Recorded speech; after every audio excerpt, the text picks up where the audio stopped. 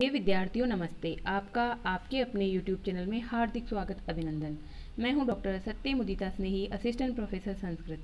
हम भारतीय दर्शन का एक सामान्य परिचय पढ़ रहे हैं। अब तक हमने चारवाक दर्शन पढ़ लिया है और अब जैन दर्शन पढ़ रहे हैं।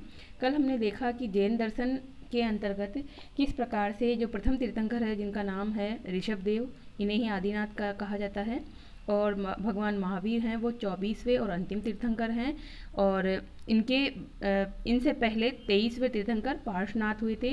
ये जो परंपरा है इनकी बहुत ही प्राचीन परंपरा है और तीर्थंकरों का जो स्थान है इसमें ईश्वर के रूप में माना गया है। ये जो अन्य भारतीय दर्शन जिस प्रकार से ईश्वर को मानते हैं उस प्रकार के ईश्वर को नहीं मानते हैं। ये तीर्थंकरों को ही ये अपनी उपासना के योग्य समझते हैं और उनके समान ही पूर्ण ज्ञान, पूर्ण शक्ति और पूर्ण आनंद प्राप्त करना जो प्रत्येक प्राणी है वह अपना उद्देश्य समझता है। इसमें दो संप्रदाय भी हमने देखे जिनमें आचार व्यवहार की दृष्टि से भिन्नता थी, श्वेतांबर और दिगंबर। दिगंबर जो हैं वो अधिक कट्टर हैं और श्वेतांबर थोड़े उदार हैं। तो दिगंबरों में जो मैंने आपको अर्थ भी बताया था कि शाब्दिक अर्थ है जो दिशाओं को ही अंबर माने, दिक प्लस अंबर, अर्थात जो वस्त्र नहीं पहने, अर्थात जो नग्न रहते हैं वह दिगंबर हैं। श्वेतांबर जो श्वेत वस्त्र धारण करते हैं और ये उदार प्रवृत्ति के हैं। श्वेतांबरों में महिलाओं को भी मुक्ति के योग्य माना जाता है और इस प्रकार से हमने देखा। फिर हमने देखा जैन साहित्य। तो जैन साहित्य में हमने देखा कि चतुर्दश पूर्व यानी 14 पूर्व और एकादश अंग इनके हैं, जिसमें से पूर्व ग्रंथ तो विलुप्त हो चुके हैं और अन्य जो ग्रंथ हैं उनमें उपांग, सूत्र, अनेक प्रकार के ग्रंथ मिलते हैं। तो उमा स्वामी का तत्वार्थ अधिगम सूत्र बहुत प्रसिद्ध है, याद रखिएगा। जो कल पढ़ाया बहुत इंपॉर्टेंट क्लास थी कल की, नहीं देखी हो तो देख लीजिएगा। फिर हमने देखी इसकी रूपरेखा, मतलब हम इसमें पढ़ेंगे क्या क्या। तो हम इसमें जानेंगे कि किस प्रकार से जैन दर्शन जो है वो वस्तुवादी है, सत्तावादी है, जीव और जीव प्रकार से दो प्रकार के ये द्रव्य मानता है। और इनका जो अहिंसा का सिद्धांत है वह भी इस बात पर टिका हुआ है कि प्रत्येक प्राणी में जो है जीव होता है, जीवन होता है। और इनका ज्ञान मीमांसा संबंधी सिद्धांत स्यादवाद है और तत्व मीमांसा संबंधी सिद्धांत अनेकांतवाद है। और अब हम देखते हैं इनके एक तरह से ज्ञान मीमांसा का विस्तृत रूप, जिसको हम कहेंगे प्रमाण विचार या ज्ञान मीमांसा। तो देखिए, ज्ञान जैसा कि आप जानते ही हैं कि किसी भी वस्तु को जानते हैं तो जानने वाला कोई होना चाहिए और जिस वस्तु को जाना जा रहा है वह होनी चाहिए, यानी ज्ञाता और ज्ञेय दो चीज़ें होनी चाहिए। तो यहाँ पर हमें यही जानना है कि ज्ञान, उसके ज्ञान का स्वरूप क्या है और ज्ञान के भेद कितने हैं। तो जैन दर्शन के अनुसार जो ज्ञान है वह जीव का एक तरह से स्वरूप है। जीव यानी आत्मा, तो जीव जो है चैतन्य स्वरूप ही है। जैन दर्शन के अनुसार चैतन्य ही प्रत्येक जीव का स्वरूप है। चारवाक की तरह ये नहीं मानते हैं कि कोई चैतन्य कोई आकस्मिक गुण है। चारवाक ने क्या माना था हमने पढ़ा इससे पहले। अब हमें इसी प्रकार से पढ़ना है कि क्रमशः हमने जो पहले पढ़ा उसमें कुछ कमियां देखेंगे और अगला दर्शन उसको सुधार करेगा। तो चैतन्य को जो चारवाक दर्शन है उसने एक गुण माना था, वो भी शरीर का गुण माना था, जबकि यहाँ पर क्या है, चैतन्य जो है वो आत्मा का स्वरूप ही है। और जैन दर्शन में जीव या आत्मा की उपमा सूर्य के साथ दी गई है। उपमा था समानता। जिस तरह सूर्य का प्रकाश सूर्य को भी प्रकाशित करता है, उसी तरह आत्मा या चैतन्य अपने को तथा अन्य वस्तुओं को प्रकाशित करता है। यानी सूर्य के बारे में नहीं तो आप दीपक के बारे में ले लीजिए। दीपक जैसे किसी कमरे में कोई दीपक रखा हुआ है तो क्या करता है, दूसरी वस्तुओं को भी दिखाता है और खुद को भी दिखाता है। यानी उस दीपक को देखने के लिए हमें अन्य दीपक की आवश्यकता नहीं पड़ती, अन्य कोई प्रकाश स्रोत की आवश्यकता नहीं पड़ती। इसी प्रकार से सूर्य जो है वो आकाश से प्रकाशित होता है तो वो खुद को भी दिखा रहा है और वह सारे संसार को भी दिखा रहा है हमें। तो यहाँ पर आत्मा की उपमा सूर्य से दी गई है और इसी से जो इनकी परिभाषा निकल के आती है कि आत्मा या चैतन्य अपने को भी और अन्य वस्तुओं को भी प्रकाशित करता है। तो इसलिए क्या कहा गया है यहाँ पर, ज्ञानम स्वपरभासी। ज्ञान जो होता है ना वो स्व यानी अपना और पर यानी दूसरों का, भासी यानी भास कराने वाला होता है, ज्ञान कराने वाला होता है। यानी ज्ञान में इतनी सामर्थ्य है कि वह खुद का भी ज्ञान करवाएगा और जिस ज्ञेय वस्तु को हम जानना चाहते हैं उसका भी ज्ञान करवाएगा। जिस तरह सूर्य किसी आवरण के कारण प्रकाश नहीं दे सकता, उसी तरह आत्मा भी बंधन में पड़ जाने के कारण अनंत ज्ञान का प्रकाश नहीं कर सकता। अब जैसे सूर्य के आगे जो है बादल वगैरह का आवरण आ जाता है तो सूर्य दिखाई नहीं देता, उसी प्रकार से आत्मा जब कर्म बंधन में पड़ती है तो उसका जो अनंत स्वरूप है, अनंत ज्ञान का स्वरूप है, वह ढक जाता है, वह छुप जाता है।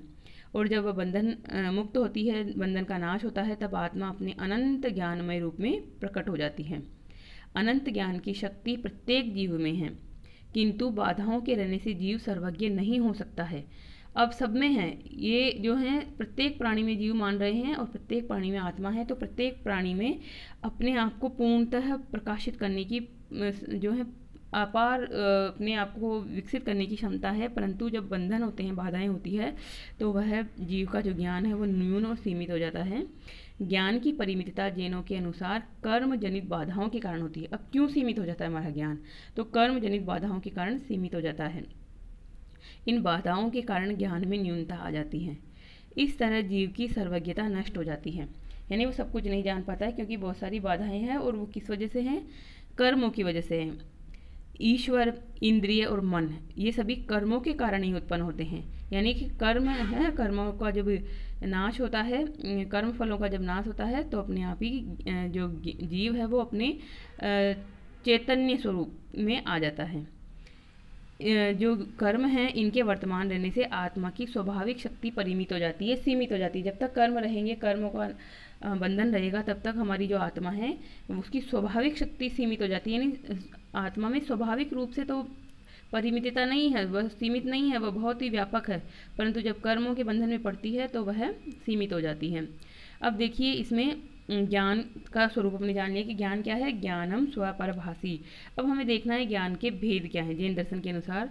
तो जैन दर्शन ने ज्ञान के भेद माने हैं दो, अपरोक्ष ज्ञान और परोक्ष ज्ञान। तो जैसे अन्य दार्शनिक मानते हैं, वैसे ही जैन भी ज्ञान के दो भेद मानते हैं, अपरोक्ष ज्ञान और परोक्ष ज्ञान। किंतु यह जो है थोड़ा अलग है। अन्य जो दार्शनिकों ने जो परिभाषा दी है उनसे ये बिल्कुल अलग है, काफ़ी अलग है। तो देखिए, अपरोक्ष शब्द का क्या मीनिंग होता है और परोक्ष शब्द का क्या मीनिंग होता है। तो परोक्ष शब्द का मतलब होता है जो प्रत्यक्ष ना हो, और अपरोक्ष का मतलब हुआ, इसमें पहले लग गया और परोक्ष, यानी दो नेगेशन हो गए यहाँ पर। इसका मतलब होगा प्रत्यक्ष यानी डायरेक्ट। तो प्रत्यक्ष और अप्रत्यक्ष, इस तरह से हम जो अन्य दर्शनों में पढ़ते हैं वही ज्ञान के ये नामकरण है, परंतु इनकी परिभाषा में अंतर है। तो जो अपरोक्ष है वो प्रत्यक्ष ज्ञान है और जो परोक्ष है वो अप्रत्यक्ष ज्ञान है। तो अब यहाँ पे क्या कहते हैं कि साधारणतया सामान्य मनुष्य या अन्य दार्शनिक जिसको अपरोक्ष मानते हैं वह केवल अपेक्षाकृत ही अपरोक्ष है। इंद्रिय या मन के द्वारा जो बाह्य एवं आभ्यंतर विषयों का ज्ञान होता है वह अनुमान की अपेक्षा अवश्य अपरोक्ष है। अभी अन्य दर्शनों का मत आ रहा है यहाँ पर कि अन्य दर्शनों ने जिसको अपरोक्ष माना है यानी प्रत्यक्ष माना है, वो अपेक्षाकृत ही जो है प्रत्यक्ष है, क्योंकि वह अनुमान की अपेक्षा अप्रत्यक्ष है। अपरोक्ष शब्द को आप हर जगह प्रत्यक्ष लीजिए तो आपको क्लियर हो जाएगा, कोई कन्फ्यूजन नहीं होगा। क्योंकि अनुमान में तो हमें अन्य चीज़ का सहारा लेना पड़ता है, पहले हम देखते हैं प्रत्यक्ष में, फिर हम उसके आधार पर अनुमान करते हैं। तो यह जो प्रत्यक्ष प्रमाण है अन्य दर्शनों के अनुसार अपेक्षाकृत ही अप्रत्यक्ष है वो। तो अब यहाँ देखिए, तो ऐसे जो ज्ञान है उसमें क्या है, ज्ञान को पूर्णतः अपरोक्ष नहीं माना जा सकता, क्योंकि यह भी इंद्रिय या मन के द्वारा ही होता है। इंद्रिय और मन तो उसमें जरूरी होते हैं। जो सामान्य व्यक्ति प्रत्यक्ष ज्ञान करते हैं उसमें इंद्रिय और मन चाहिए ही चाहिए। तो इसे कहा उन्होंने, इस व्यावहारिक अपरोक्ष ज्ञान के अतिरिक्त एक पारमार्थिक अपरोक्ष ज्ञान भी हो सकता है, यानी कि जिसे जैन दर्शन इत्यादि प्रत्यक्ष कहेंगे वो अलग है और जो परोक्ष कहेंगे वो अलग है। अभी आपको यहाँ पर क्लियर हो जाएगा कि प्रत्यक्ष का मतलब क्या है। तो यहाँ पर इन्होंने पारमार्थिक अपरोक्ष और व्यवहारिक अपरोक्ष ज्ञान के रूप में भेद किया है। और पारमार्थिक अपरोक्ष ज्ञान जो है वो क्या होता है, वही यहाँ पर प्रत्यक्ष होता है। प्रत्यक्ष का यहाँ पे मतलब होता है प्रति प्लस अक्ष। अक्ष शब्द का मतलब होता है जीव, यानी कि जीव को यानी आत्मा को किसी का सहारा ना लेना पड़े, जो डायरेक्ट हो। आत्मा और ज्ञान में किसी के बीच में कोई मध्यस्थता नहीं हो, मध्यस्थ होगा तो वो प्रत्यक्ष ज्ञान नहीं हो सकता। तो ये प्रत्यक्ष ज्ञान की परिभाषा करते हैं, जिसको हम परिभाषा में कहेंगे डायरेक्ट नॉलेज, यानी कि जो आत्मा है और जो ज्ञान है उसके बीच में कोई भी बीच में मध्यस्थ ना हो, तो इसे कहेंगे ये पारमार्थिक अपरोक्ष ज्ञान। इसकी प्राप्ति कब होती है, जब कर्म के बंधन नष्ट हो जाते हैं तब इसकी प्राप्ति होती है।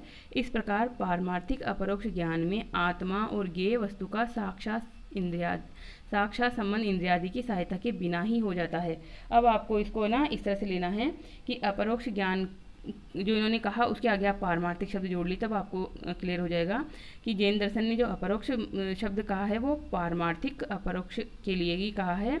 और इसमें क्या होता है, आत्मा और ज्ञेय वस्तु के बीच में कोई मध्यस्थ नहीं होता, साक्षात इसका संबंध रहता है, इंद्रियादि की सहायता के बिना ही ये ज्ञान होता है। जब तक कर्म जनित बाधाएं रहती है तब तक ऐसा ज्ञान संभव नहीं होता। कर्म जब तक रहेंगे तब तक ये ज्ञान नहीं होगा, और जब सब कर्मों का नाश हो जाएगा तो ये बाधाएं भी नष्ट हो जाती हैं, तब ऐसा ज्ञान संभव होता है। उमा स्वामी एक इसके जैन दार्शनिक हैं, उन्होंने क्या कहा कि अपरोक्ष ज्ञान उसी को कहते हैं जो बिना किसी माध्यम के हो। यानी अपरोक्ष का मतलब हुआ प्रत्यक्ष। प्रत्यक्ष यानी प्रत्यक्ष वह है परिभाषा के अनुसार जिसके बीच में कोई माध्यम ना हो। और जो अन्य दार्शनिक हेमचंद्र आदि उन्होंने कहा है कि साधारण इंद्रिय ज्ञान को भी अपरोक्ष माना जा सकता है। हेमचंद्र इत्यादि ने कहा कि साधारण इंद्रिय ज्ञान को भी अपरोक्ष मान सकते हैं हम, यानी न्यायिक के समान इन्होंने मत रख दिया। जैसा कि हमारे जो अन्य भारतीय दार्शनिक न्यायिक होते हैं वैसा मानते हैं हेमचंद्र, परंतु उमा स्वामी अलग मानते हैं। तो जो उमा स्वामी का जो मत है उसके अनुसार यहाँ जो है अक्ष शब्द का अर्थ जीव हो जाता है, इसका अर्थ इंद्रिय नहीं है, जैसा कि साधारणतः समझा जाता है। अब तक मैंने भी आपको चारवाक दर्शन पढ़ाया था तो यही बताया था आपको कि अप्रत्यक्ष मतलब अक्ष मतलब आंखों के सामने, आंख मतलब इंद्रियां, पंच इंद्रियां के सामने। पर यहाँ जैन दर्शन में आपको ध्यान क्या रखना है, ये लाइन ध्यान रखनी है कि अक्ष शब्द का अर्थ यहाँ जीव है, इसका अर्थ इंद्रिय नहीं है, जैसा कि साधारणतः समझते हैं सभी की इंद्रिय इसका अर्थ है। तो अब ये पारमार्थिक अपरोक्ष ज्ञान मैंने आपको जो समझाया इसके भी भेद हैं, 3 भेद हैं इसके, अवधि ज्ञान, मनः पर्याय ज्ञान और केवल ज्ञान। तो इनको समझना है हमें। इसे आप प्रत्यक्ष भी कह सकते हैं, पारमार्थिक अपरोक्ष बराबर प्रत्यक्ष जैन दर्शन के अनुसार। तो ये 3 प्रकार का है। अब देखते हैं सबसे पहले अवधि ज्ञान क्या होता है। तो अवधि ज्ञान में है कि जब मनुष्य अपने कर्मों को अंशतः नष्ट कर लेता है तो वह ऐसी शक्ति प्राप्त कर लेता है जिसके द्वारा वह अत्यंत दूरस्थ, सूक्ष्म और अस्पृष्ट द्रव्यों को भी जान सकता है, ज्ञान उनका प्राप्त कर सकता है। अवधि, अवधि शब्द का क्या मतलब होता है, अवधि का मतलब होता है देश काल से सीमित होना। तो इसमें क्या होगा कि जो ज्ञानी मनुष्य होता है जब उसे उसके पास ऐसी शक्ति प्राप्त हो जाती है कि वो बहुत दूर, जैसे यहाँ पे हम बैठे हैं और कहीं यहाँ से 600 किलोमीटर दूर की कोई जानकारी उसे मिल जाए, बहुत सूक्ष्म जो दिखाई नहीं दे सकती उसकी जानकारी मिल जाए, अस्पृष्ट कोई चीज़ हो तो उसकी भी जानकारी अगर ज्ञान हो जाए तो यह अवधि ज्ञान होता है। और वो अवधि नामकरण क्यों हुआ, क्योंकि जिस चीज़ का ज्ञान हो रहा है वो देश काल से सीमित है, तो इसके द्वारा सीमित वस्तुओं का ही ज्ञान होता है, अतः ऐसे ज्ञान को अवधि ज्ञान कहते हैं। जैसे मान लो मैं यहाँ बैठे बैठे बता सकूँ कि अमुक स्थान पे कुछ हो रहा है बहुत दूर जो है, तो वो होगा कि मुझे अवधि ज्ञान हो गया, परंतु मुझे क्यों होगा, मैं तो साधारण इंसान हूँ, मुझे नहीं होगा। ये इनके जैन दार्शनिकों को, योगियों को होता है जब वो अपने पूर्ण कर्मों का नाश कर लेते हैं तब। इसमें भी पूर्णतः नाश अभी नहीं होता है, इसमें कुछ कुछ जो हैं जैसे कहते हैं कि सूर्य के आगे बादल रहता है तो ये थोड़ा सा ढका हुआ आपका है, तो अंशतः इसमें ये बात पे ध्यान दीजिएगा आप, जब मनुष्य अपने कर्म को अंशतः नष्ट कर लेता है तो अवधि ज्ञान होता है, पूर्णतः जब करेगा तो केवल ज्ञान उत्पन्न हो जाएगा। तो अंशतः कर्मों का नाश होने पर अवधि ज्ञान उत्पन्न होता है। फिर आता है मनः पर्याय ज्ञान। तो देखिए मनः पर्याय ज्ञान क्या है, मन यानी मन और पर्याय यानी परिवर्तन, मन के परिवर्तनों को जानना। और किसके मन के परिवर्तन, अन्य व्यक्तियों के मन के परिवर्तनों को आप जान सकें, उसके मन में प्रवेश कर सकें। और ये कब होता है, जब मनुष्य राग द्वेष आदि मानसिक बाधाओं पर विजय प्राप्त कर लेता है, तब अन्य व्यक्तियों के वर्तमान तथा भूत विचारों को भी वह जान सकता है। यानी कि मेरे सामने कोई व्यक्ति बैठा हो और उसके दिमाग में क्या चल रहा है, उसके भूतकाल में क्या था, उसके आगे क्या है, वो सब मैं जान सकूं, तो यह चीज़ हो जाएगा मनः पर्याय ज्ञान, मन में स्थित परिवर्तनों को जानना अर्थात दूसरों के मन में प्रवेश करना। तो ये भी ज्ञानी लोग जो होते हैं जैन दार्शनिक, उन्हीं को ही होता है ये भी। और राग द्वेष आदि मानसिक बाधाओं से मनुष्य पार पाता है तो ये जानता है वह। फिर आता है केवल ज्ञान। केवल ज्ञान देखो बहुत इंपॉर्टेंट है, यही है इनके एक तरह से मोक्ष का स्वरूप। तो जब साधक के जो भी जो बाधक कर्म होते हैं जितने भी, वो सब कर्म आत्मा से पूर्णतया दूर हो जाते हैं, तब अनंत ज्ञान प्रकट होता है, प्राप्त होता है। इसे ही केवल ज्ञान होते हैं। देखो केवल ज्ञान, ज्ञान मात्र ही बचता है, केवल ज्ञान ही बचता है, अब कुछ नहीं बचेगा, आपके सारे कर्म नष्ट हो गए हैं, तो आपकी आत्मा जो है अनंत जो चतुष्टय होते हैं उनसे संपन्न हो जाती है और आपको केवल ज्ञान हो जाता है। यह मुक्त जीवों को ही प्राप्त हो सकता है। तो जो जैन दर्शन में जो कहते हैं ना केवल्य जिसको मिल गया है, जो मोक्ष का ही पर्यायवाची नाम है, वह यहाँ पर केवल ज्ञान है, तो यह मुक्त आत्माओं को प्राप्त होता है। तो इस प्रकार से हमने क्या पढ़ा, हमने पढ़ा कि जो पारमार्थिक अपरोक्ष ज्ञान है, अर्थात जिसे प्रत्यक्ष कहेंगे, जैन दर्शन में जिसे प्रत्यक्ष कहा गया है वह एक तरह से पारमार्थिक अपरोक्ष ज्ञान है और उसके 3 भेद होते हैं, अवधि ज्ञान, मन पर्याय ज्ञान और केवल ज्ञान। और यहाँ पर प्रत्यक्ष शब्द का मतलब है डायरेक्ट, डायरेक्ट मतलब आत्मा के और ज्ञेय वस्तु के बीच में कोई नहीं हो, कोई मध्यस्थता नहीं हो, इंद्रिय मन इत्यादि का भी वहाँ पे माध्यम होने की जरूरत नहीं है, सीधा मन ही सब कुछ जान रहा है। अब देखते हैं इसका एक और भेद है। तो अपने अभी जो 3 पढ़े ऊपर वाले, तो ये ज्ञान देखिए 9वें बिंदु के सामने जो लाइन लिखी हुई है कि ये 3 प्रकार के अलौकिक ज्ञान है जो पूर्ण रूप से अपरोक्ष हैं। तो ये लाइन जो है ऊपर वाले से संबंधित है, उसमें जुड़ेगी ये लाइन कि जो हमने 3 प्रकार के ज्ञान पढ़े, अवधि ज्ञान, मन पर्याय ज्ञान और केवल ज्ञान, ये 3 प्रकार के अलौकिक ज्ञान हैं और पूर्ण रूप से अपरोक्ष तो यही है, यानी प्रत्यक्ष जिसको कहा जाता है जैन दर्शन में, वह 3 प्रकार का है। अब हम पढ़ते हैं एक अन्य जो है जो हमने पढ़ा था इसका भेद परोक्ष ज्ञान। तो परोक्ष ज्ञान के यहाँ पर 2 भेद हैं, मति ज्ञान और श्रुत ज्ञान। तो इसको कहेंगे लौकिक ज्ञान है, ये लौकिक दृष्टि से इनका ये विभाजन है। तो मति ज्ञान और श्रुति ज्ञान जो हैं वो क्या होते हैं, इनको देखते हैं हम। तो जैन जो विद्वान हैं इनमें बहुत ज़्यादा मतभेद है इसकी व्याख्या करने में, परंतु फिर भी एक सर्व सामान्य परिभाषा तो हमें जाननी पड़ेगी। तो साधारणतः मति ज्ञान उसे कहते हैं जो इंद्रिय तथा मन के द्वारा प्राप्त होता है। मति को आप मन के अर्थ में ले लीजिए यहाँ पर।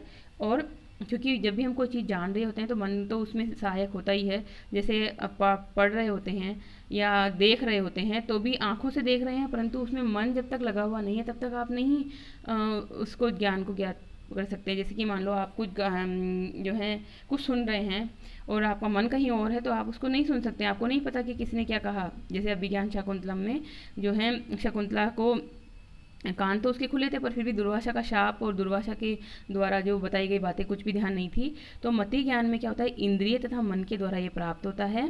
और इस प्रकार के मति ज्ञान में जो व्यवहारिक प्रत्यक्ष ज्ञान है, जो बाह्य प्रत्यक्ष होता है, जो 5 प्रकार की इंद्रियों से प्राप्त होता है वो इसमें आ जाता है।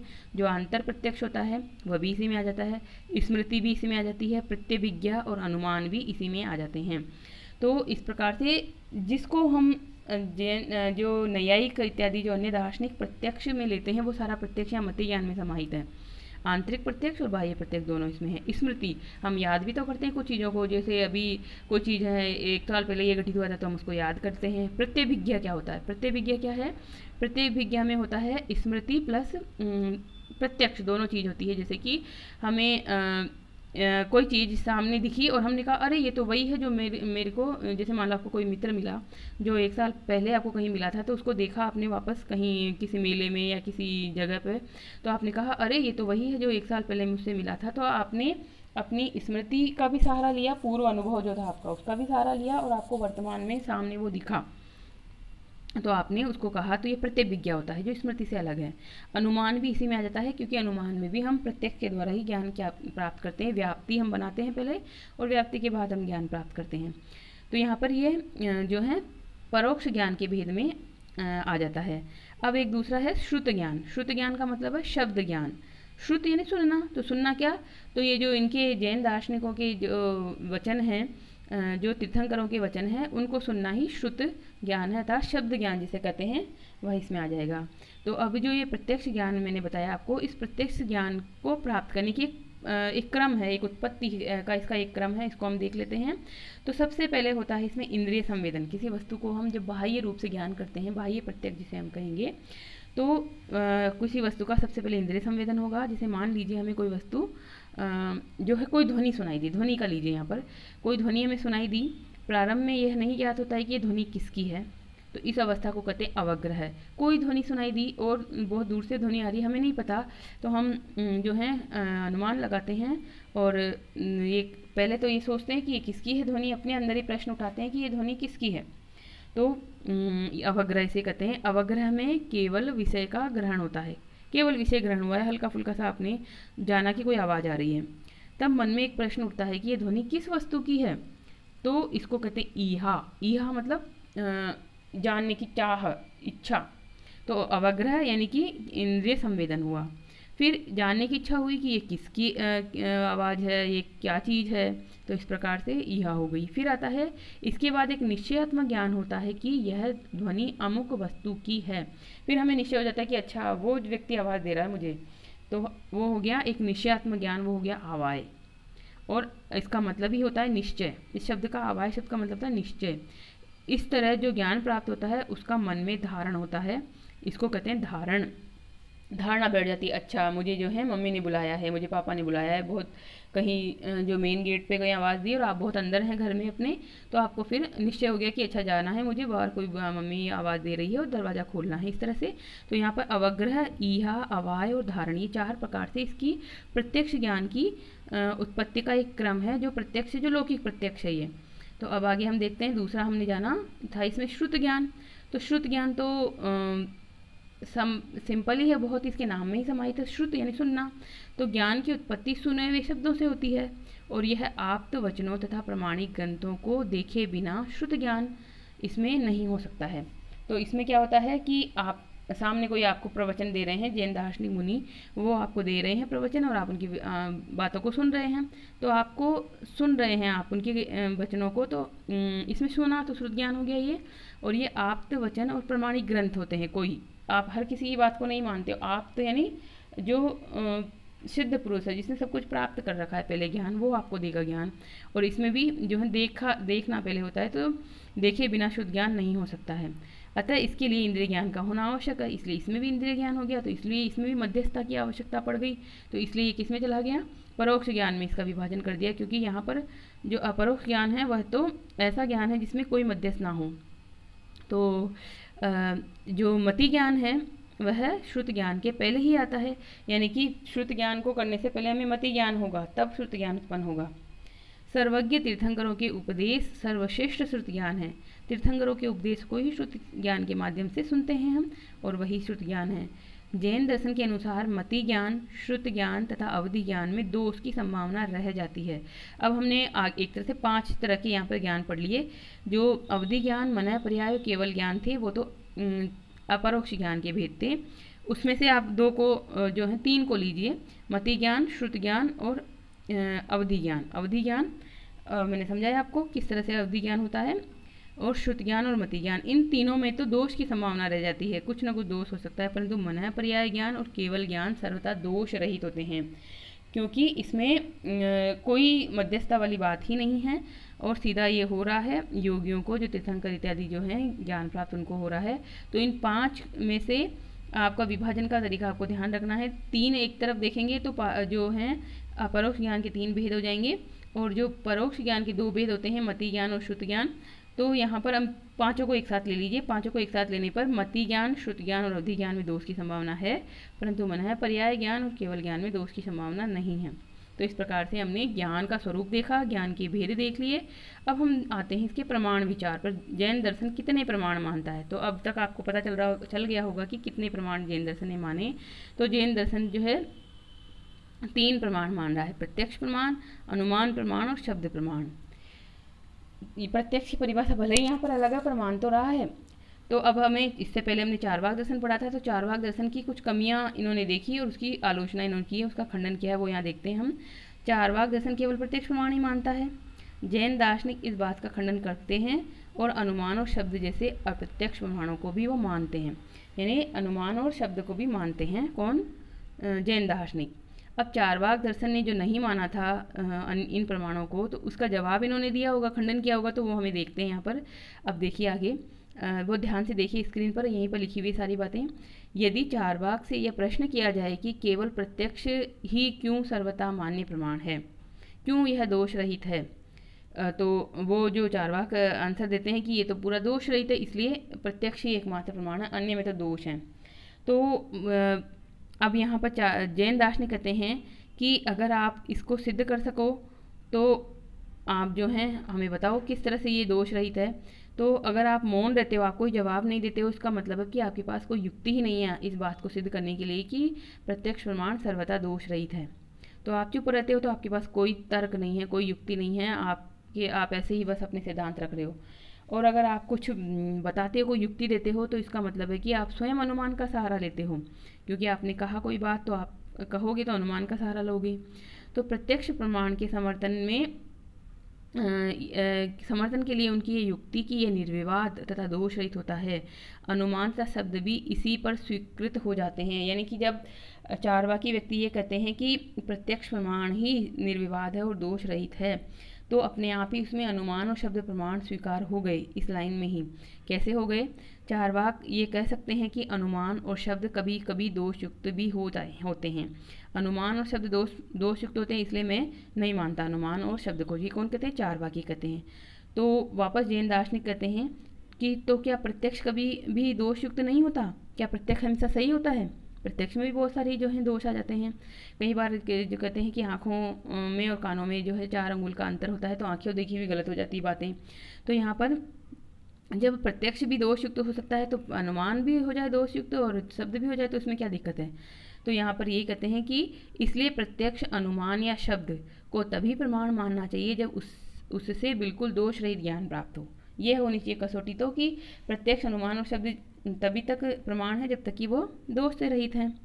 ज्ञान या उसके व्यवहारिक परिणामों के मध्य सामंजस्य होना ही प्रामाणिकता है। अब देखिए, प्रामाणिकता क्या चीज़ है?